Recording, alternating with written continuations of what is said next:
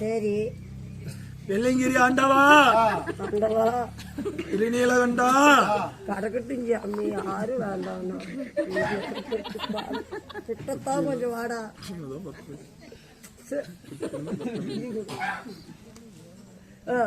சாமி கும்பிடுங்க. சாமி வெள்ளங்கிரி ஆண்டவா எடுத்தா போகுது.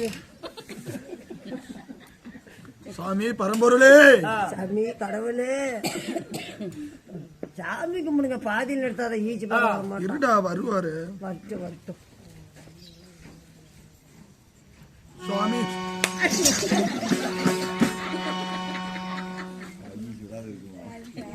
டேய் டேய்